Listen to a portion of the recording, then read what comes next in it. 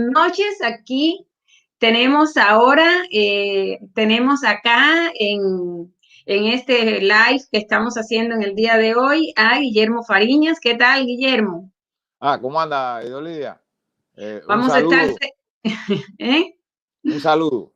Estamos cerca y lejos. O sea, estás aquí en Miami, sabemos que no te has podido regresar a Cuba por el tema de las restricciones que hay la pandemia, con la plaga, y que, y que bueno, que tienes que estar aquí hasta que comience el periodo de aperturas. ¿Cómo te ha ido?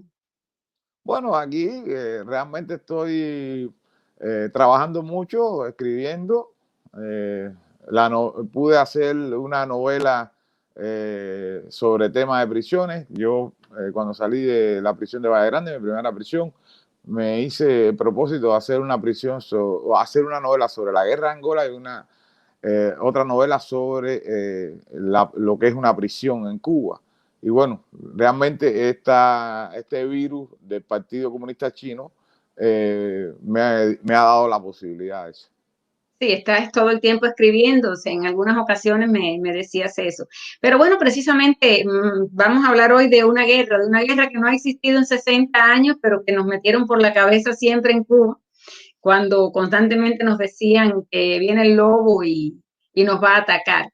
Y precisamente hace unos días atrás hubo una explosión allá en la zona de Holguín, en una unidad militar, y, y bueno, pues eso desató una serie de recuerdos y de situaciones en mi persona, que viví mucho tiempo en la zona de Manicaragua, y que desde luego, igual que tú, pertenecemos a un área de Cuba que está rodeada de unidades militares por todas partes, que es Santa Clara.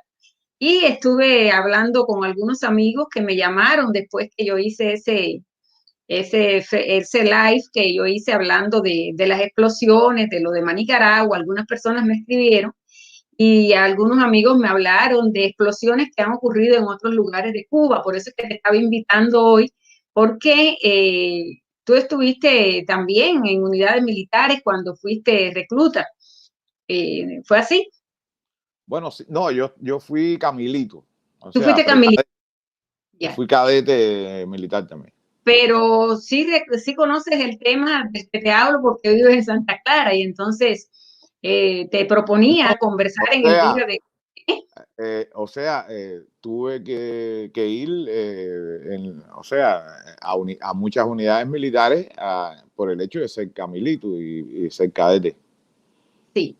Y precisamente el tema tiene que ver con eso. ¿Por qué tantas unidades militares? ¿Por qué Santa Clara está rodeada de unidades militares? ¿Por qué en cualquier lugar de la zona del Escambray, por donde tú caminas, te encuentras con una cerca que dice zona militar, prohibido no pasar? ¿Cuál es la explicación que uno desde este punto puede darle a toda esa situación? Porque sabemos que hace 60 años nos hablan de que viene el lobo, pero el lobo no ha llegado. Y entonces, ¿cuál es la utilidad de estas unidades militares? ¿Qué sentido tiene? Bueno, en realidad eso se lo copiaron de los soviéticos.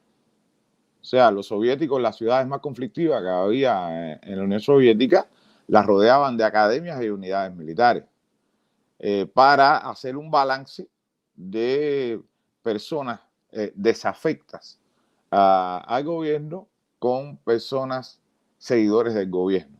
Eh, por ejemplo, yo estudié en la ciudad de Tambov, que históricamente es la ciudad de la Federación Rusa más antisoviética, más anticomunista, y también estaba rodeada de unidades militares.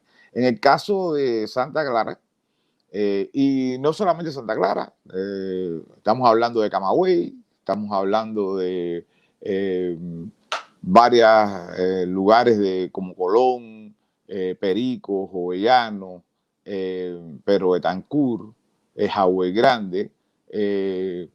Estamos hablando de La Habana, hablando de Pinar, hablando de Briones Montoto, López Peña, Sandino, Santiago de Cuba, Holguín.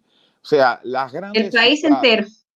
las grandes ciudades en Cuba están rodeadas de unidades militares para que si la policía y el Ministerio del Interior no pueden con una explosión social, como la ocurrió en Cárdenas, por ejemplo, en la década del 60, entonces las unidades del ejército son las que toman el control, rodean la ciudad, le quitan la luz, le quitan el agua y comienzan a arrestar y a asesinar a los más a los que más se destaquen dentro de esa rebelión, que generalmente son por problemas sociales. En el caso de Santa Clara, tenemos que entender que es la ciudad más grande del centro del país. Hubo una guerrilla, grupos guerrilleros, hubo Frente Sur, Frente del Escambray y Frente Norte.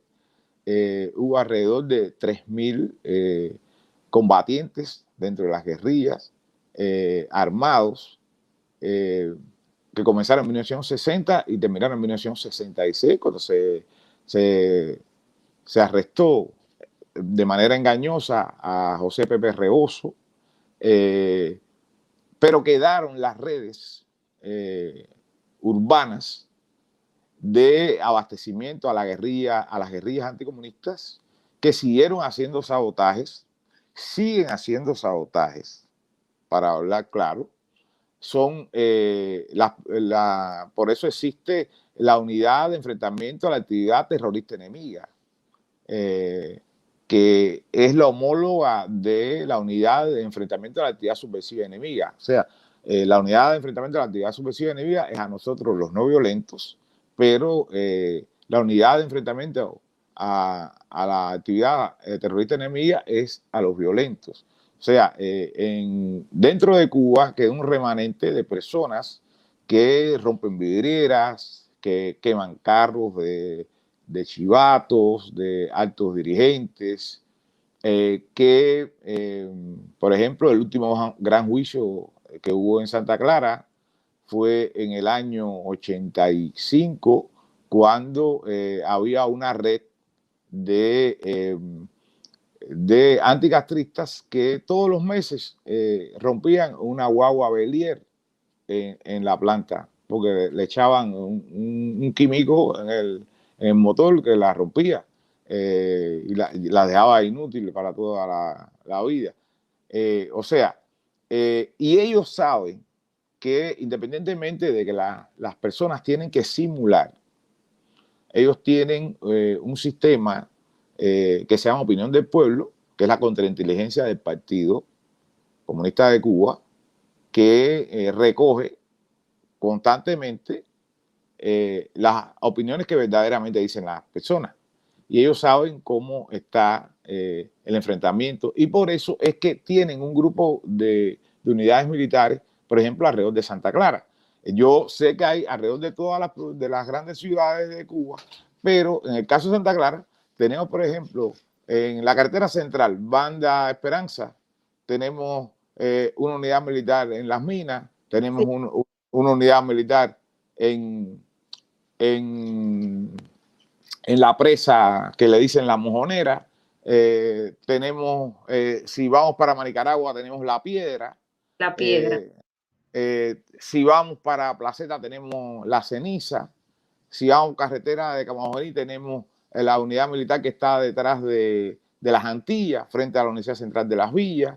Si vamos para Encrucijada, en la carretera del aeropuerto Abel Santa María, tenemos El Chivo. O sea, donde quiera que uno vaya, uno siempre va a ver en todas las salidas, carretera de Bae, tenemos la unidad militar de Saquená. O sea, están rodeados para que si el Ministerio del Interior, la Policía Nacional Revolucionaria y el Ministerio del Interior no pueden con un estadio social, el ejército, el MINFAR, sea el que se haga cargo de restituir el orden. Fariñas, Coco, bueno, a ti te gusta que te digan Coco, tú sabes que yo Bueno, a Fariñas veces le dicen los represores. bueno, yo soy una coronela. Mira, Me dicen los represores, o sea, los hermanos de lucha, me ya, gusta que me digan. claro. Hace unos días, bueno, yo te comenté que había conversado con personas de Camagüey, de Matanzas, que me hablaban a raíz de la explosión en Holguín. Y de cierta forma siempre algunas notas se filtran, ¿no? Y tuve información de que en estos momentos en las unidades militares están desactivando unos armamentos de 33 milímetros, que es el que utilizan en determinados equipos militares, y que por lo general de eso se encargan los reclutas, los que están yendo a cumplir el servicio militar obligatorio. Cuán peligroso es también eso que está pasando en las unidades militares en Cuba, porque por un lado me acabas de hablar de todo el peligro que tiene en un momento de un estallido social, cómo ellos están ya ahí, que en realidad es muy rápido de las unidades militares a llegar a las zonas donde se formen los estallidos sociales. Pero también por otro lado, cuán peligrosos son todos estos armamentos que están descontinuados, que hacen 40, 30 años que no se usan y que precisamente los están sacando de circulación los estudiantes, los reclutas que son recién graduados de las escuelas. Bueno, ahí está la situación de que ellos cada día tienen menos personal para reclutar. Recuérdense que las familias se están llevando a los niños eh, antes de que tengan edad militar. Lo están sacando para cualquier lugar, España, México, Estados Unidos, Panamá, Ecuador, cualquier lugar que no sea Cuba. Y estos reclutas que van obligados, recuérdense que el Sí, servicio militar es es obligatorio. obligatorio. Después le pusieron servicio militar general, pero es obligatorio. Y esos son reclutas que pasan hambre, son reclutas que son golpeados, que son castigados, que son humillados y que no creen en el sistema. Y a veces de manera consciente, pero individual, realizan sabotajes, echan a perder el armamento, porque es una manera de desquitarse con el gobierno. Y todo esto después trae grandes explosiones, grandes accidentes, heridos, muertos. En el caso de, por ejemplo, la fábrica que está bajo tierra en Manicaragua, la famosa Campana, ha habido grandes accidentes ahí. Algunos lo han tenido que sacar por la prensa oficialista, otros no. Y ahí no se sabe realmente todo el armamento que se hace ahí en esa fábrica. Hay una gran fábrica también militar en Camagüey. Hay fábricas militares muy importantes en La Habana, en Holguín y en Santiago de Cuba.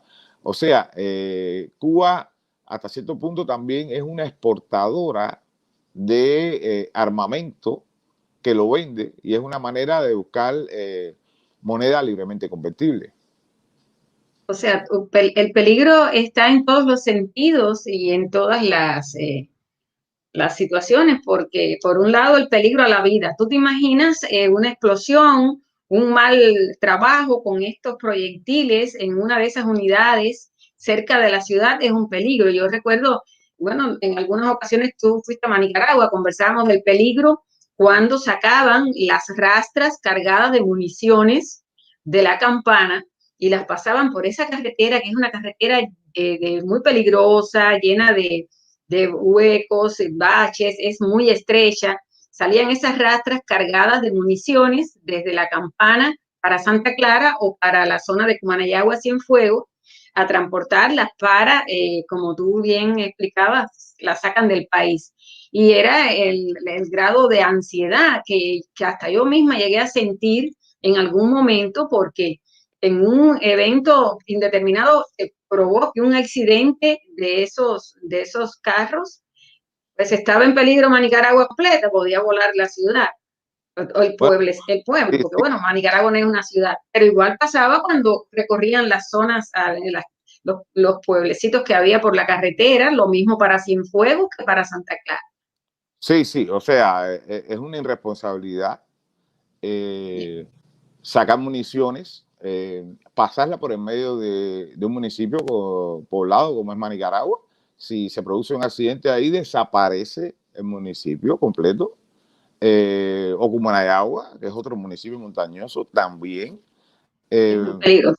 es muy peligroso, pero además, si explota o se cae de un puente, deja incomunicado Manicaragua hasta que reconstruyan el puente, y eso va a ser 3 meses de incomunicación, o sea, no se va a poder llevar los enfermos para, para Santa Clara, para el hospital provincial, para el hospital infantil. Todo eso es una gran irresponsabilidad. Y la otra cuestión que yo te quería decir es que todas las zonas montañosas del país son zonas militares especiales, todas. Vamos a Y esa parte. sí, Escambray. Escambray, pero también Sierra de los Órganos, Sierra Los Órganos, Sierra Maestra, Sierra la Sal. Maestra, Sierra de Cristal, la Sierra de Guantánamo, todas las alturas allá de Moa, todo eso son zonas militares especiales que están tomadas desde ya por las tropas especiales del Ministerio de las Fuerzas Armadas Revolucionarias que entrenan ahí.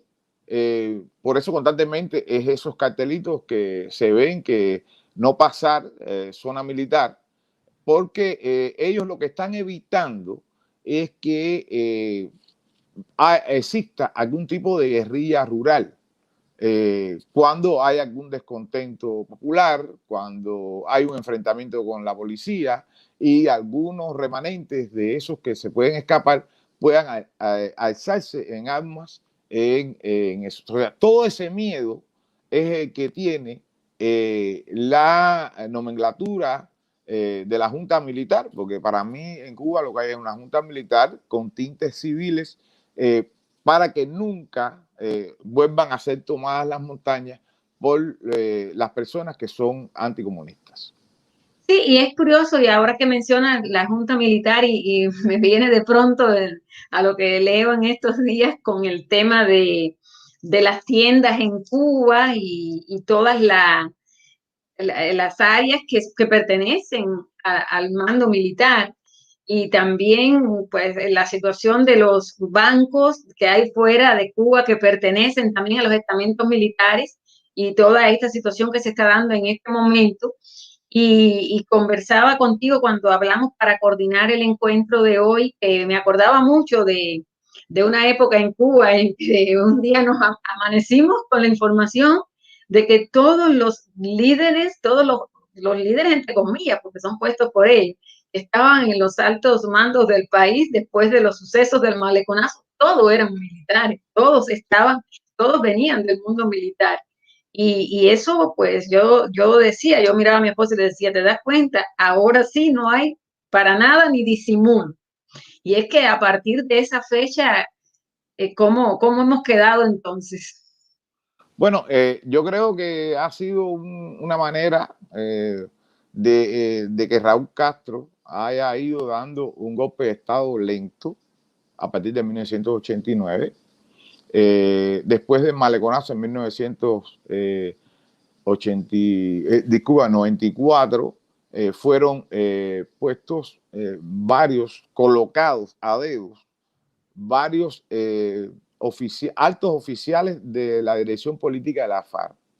El más prominente de ellos fue Pedro Sáenz Montejo, que estuvo al frente de Santo Espíritu, de Habana a Campo y después de Ciudad Habana.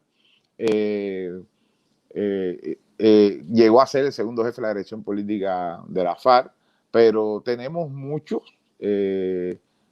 como por ejemplo Santo Espíritu, Jorge Rodríguez, Sí, pusieron otro en Pinar del Río, pero todos eran políticos de la FARC. todos venían de la FARC. Sí, pero específicamente eran comisarios políticos, que son las personas más recalcitrantes a favor del comunismo que existe dentro de todo el estamento militar.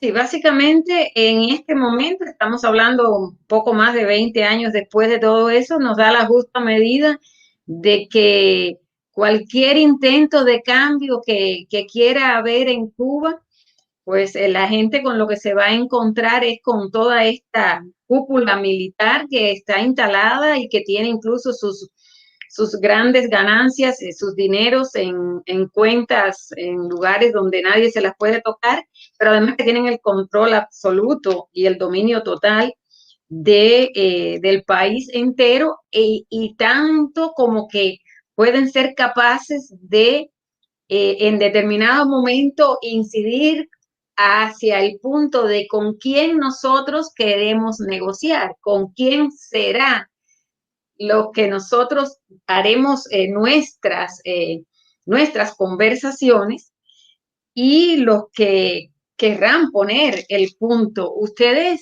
como oposición en Cuba, en cierta medida, están conscientes de que están expuestos a una situación de ese tipo. Sí, sí, o sea, sabemos perfectamente que eh, tanto Miguel Díaz-Canel como Manuel Marrero Cruz vienen de los estamentos militares, aunque le hayan dado tintes civiles en algún momento. En el caso de Marrero Cruz, durante muchos años fue ministro de Turismo, pero viene del estamento militar, fue el ayudante de Julio Casarregro, llegó hasta el grado de coronel. En el caso de Díaz-Canel, pasó en 4 ocasiones por el Ministerio de las Fuerzas Armadas Revolucionarias, incluso como escolta de Raúl Castro. Pero, por ejemplo, cosas que no se saben o que se saben poco. Por ejemplo, las 3 de las mujeres que forman parte de Buró Político, en este caso Mercedes López Acea, que se vino a conocer como primera secretaria del partido en la provincia de Cienfuegos, es una ingeniera forestal, pero primero fue oficial en la Brigada de la Frontera de Guantánamo. Eh, en el caso de, por ejemplo, la Chapman, que no me recuerdo ahora el nombre, eh, era la ingeniera principal de los túneles para conectar las distintas corrientes de agua que estaba haciendo el Ejército Oriental en la zona este del país para los regadíos y demás, que eso fue una cuestión que le subió ante la cúpula gobernante a Espinosa Martín, a Ramón Espinosa Martín, que era en ese momento el que estaba frente al Ejército Oriental. En el caso de Miriam Nicao García, es una graduada de Matemáticas Cibernéticas de la Unión Soviética, subdirectora docente de la Escuela Superior Militar Arides Esteves, donde se forman los oficiales de contrainteligencia, los fiscales militares y los jueces militares. Después pasó a la Universidad Central de La Vía, le dieron un tinte civil y de pronto pasó a la UCI, que es una unidad Ahí militar, vamos. como se sabe, y ahora es la rectora de la Universidad de La Habana, la principal universidad de Cuba. O sea, estamos hablando de que están tratando de vestir de civil a personas que tienen altos cargos o han tenido altos cargos en los estamentos del MINFAR, porque no es el militar. O sea, en Cuba, quien está mandando desde 1989 hacia acá se llama el Ministerio de las Fuerzas Armadas Revolucionarias, no el MININ. El MININ está en este momento al frente está un contraalmirante jefe de la Dirección de Contrainteligencia Militar, tiene los 2 cargos. O sea, ese cargo solamente lo tuvo al frente del DIER el comandante, no me acuerdo ahora el nombre, o sea, fue el primer comandante que estuvo, el DIER, que era el único que tenía el MININ y el MINFAR, tenía ese poder. Bueno, a Julio César Gandarilla Bermejo, ahora sigue siendo jefe de la Dirección de Contrainteligencia Militar de MINFAR y a la misma vez el ministro del Interior. O sea, el Ministerio del Interior forma parte de las Fuerzas Armadas Revolucionarias. Incluso en la nueva Constitución que fraudulentamente se aprobó, dice tropas del Ministerio del Interior. Sí, y es curioso, y nos va quedando menos tiempo, pero quiero rematar con esto cuando me hablabas de cómo la persona que estuvo mucho tiempo dirigiendo la UCI. Disculpe, René de los Santos, el comandante René de los Santos, fue el jefe del DIER. Que te decía la señora que estuvo dirigiendo la UCI, la escuela donde se forman los soldaditos cibernéticos. Me llama la atención, o sea, es la idea de que los estudiantes de la UCI, las personas que pasan por la UCI, los jóvenes que se gradúan de la UCI, se gradúan y lógicamente vienen también de una formación en la que les toca hacer de soldados, solo que en este caso en la parte de la internet, ¿no? Sí, así es. Bueno, de eso vamos a hablar en algún momento próximamente y también vamos a conversar, Fariñas, del tema de las experiencias que tú conociste. Yo llevo años trabajando los temas de investigación, las líneas de investigación, de los alzamientos en el Escambray, de los focos de insurrección y también de cómo en esa época las guerrillas fueron traicionadas y penetradas por los grupos que preparó la seguridad del Estado en Cuba, y cómo tú te enteraste de la existencia de esos grupos y el lugar donde ellos se entrenaron. Vamos a conversar luego si nos alcanza el tiempo aquí. Si te vas para Cuba, hablamos también por esta misma vía. Esto pues nos permite. Lo que sí, bueno, antes de despedirme en el día de hoy, te digo a ti, como siempre digo en estas intervenciones que hago en mi canal de YouTube, que si les interesa lo que están escuchando, si quieren, creen que otras personas lo deben escuchar, que compartan este post en YouTube y también que le den me gusta, porque es una forma de que sepan que los temas que estamos tratando nos interesan y nos dejen sus comentarios. Y además recordar que cualquier cambio, cualquier gestión por cambiar ese mundo tan horrible que se vive en Cuba, pasa primero que todo por eliminar a los que están en el poder, porque con ellos sabemos bien, con todo esto que acabas de decir, es una prueba más de que con ellos no se puede conversar. Así mismo es. O sea, creemos que ellos están aspirando a hacer una mezcla y después podemos hablar de cómo he obtenido las informaciones entre lo que ocurre en Birmania, lo que ocurre en Egipto y lo que ocurre en Rusia, donde los estamentos militares son los que dicen la última palabra por encima de cualquier otra cosa. Y de cualquier negociación que quieran intentar hacer las personas que aún confían en que con arreglos de leyes, con derogación de decretos, se va a conseguir que esos hombres asesinos y que tienen las manos manchadas de sangre entreguen el poder. Sabemos que con ellos no hay conversación de ese tipo. Bueno, Coco, te agradezco mucho que hayas querido estar conversando sobre este tema. Quisiéramos tener más tiempo, pero bueno, nos permite esta conexión solo 30 minutos y bueno, ya estamos casi llegando, pero ya quedas invitado entonces para otras jornadas y seguiremos entonces tratando estos temas. Te agradezco mucho. Gracias, gracias a ti.